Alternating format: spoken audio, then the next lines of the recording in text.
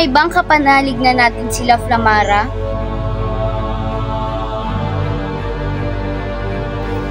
Oo naman, Halia. Ikaw ba, Halia? Mapagkakatiwalaan mo ba ako? Oo naman, Flamara, mapagkakatiwalaan kita. Pues, Halia, mapagkakatiwala mo ba sa akin ng iyong brilyante? Kung isusuko ko man ang aking brilyante, Flamara, ito ay kay Bathalang Emra. Pues, sa gayon, alam ko na kung saan niya isusuko ang kanyang brilyante. Ano ang iyong binubulong, Flamara? Poultry, Halia, kailangan ko lang siguro magpahinga. Ang plano ni Halia ay masyadong madali. Pues, sa gayon.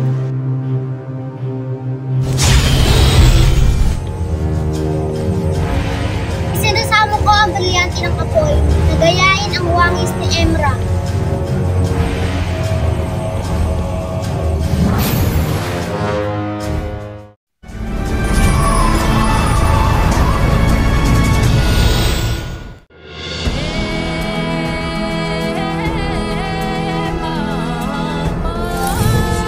Abisala, Sangre Halia. Bakit malungkot ang beshi ko, Chon? Anong kailangan mo, Batalumang Emra?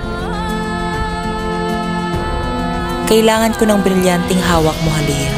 Dahil hindi mo ito napapangalagaan ng maayos. Halina't isuko mo ito, Halia.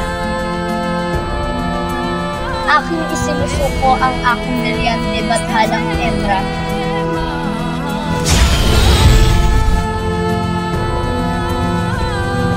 Dahil hindi ko ito napangalagaan ng maayos.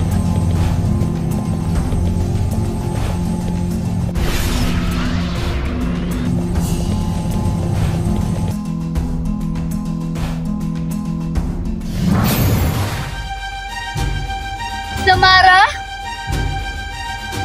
Kay dali mo namang taksuin, Halia. Ngunit pinagkatiwalaan kita, Flamara. Garong, ang pagtitiwala mo sa akin ay mali, Halia. Pasneya ka, Flamara! Ha!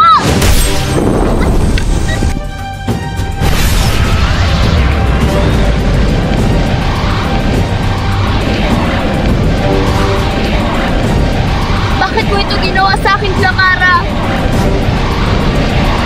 Kailangan ko maging makapangyarihan, Halia!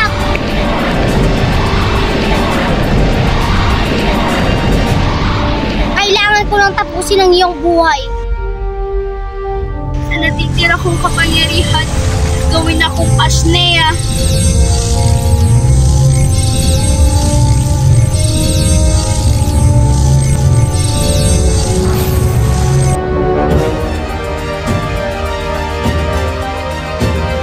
Astade, anong ginawa niya sa sarili niya?